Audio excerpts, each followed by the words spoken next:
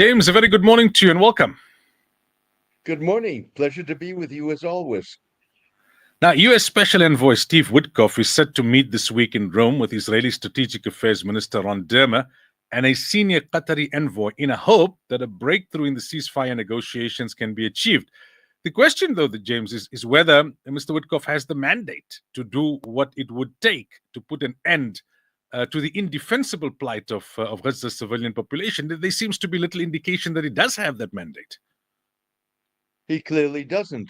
They met yesterday in Sardinia and they've walked away. The indication of whether or not a breakthrough was possible was going to be whether Steve Witkoff, the U.S. envoy, travels from Sardinia to the Middle East. He's not doing so. Instead, he has blamed Hamas for the failure of the talks. Uh, at the same time, the Israelis have withdrawn their negotiating team from Doha and Cairo, essentially also blaming Hamas for the talks. So what we have is a situation in which the United States is backing Israel and trying to put blame on Hamas for the umpteenth failure for a ceasefire in a very dire humanitarian situation in Gaza. To be fair, both parties are to blame.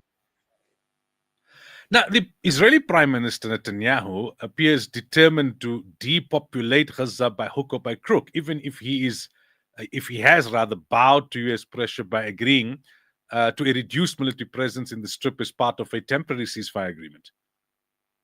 Indeed. So you basically had a situation where the Americans and the Israelis were expressing optimism that a ceasefire was only days away.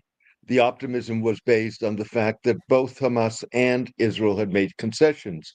The Israeli concession was that it would withdraw from the Morag corridor, which separates the Rafah area from the rest of Gaza and in effect would have complicated, if not blocked, the Israeli plan to create a tent camp on the ruins of Rafah in the south of Gaza, where they would have corralled some 600,000 Palestinians.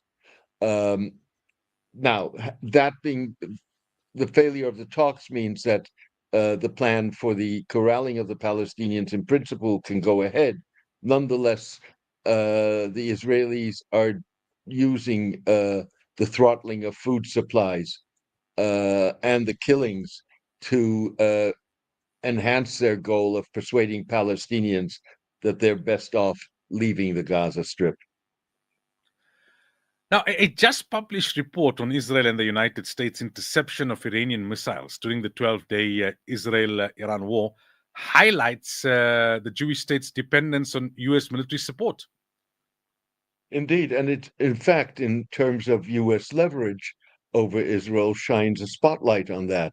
It's a report by the Jewish Institute for National Security of America, a US-based institution, that concluded that almost half of all Iranian missiles fired at Israel during the Israel-Iran war last month were intercepted by THAAD anti-air defense or air defense systems. The THAAD systems are the most powerful anti-air defense system in the U.S. arsenal. The United States moved one of those uh, uh, systems to Israel last October, and a second one in April. They're manned by American U.S. personnel. So, in other words, that demonstrates just how dependent Israel is, and in theory, at least, the degree of leverage that the Americans, one would assume that the Americans have.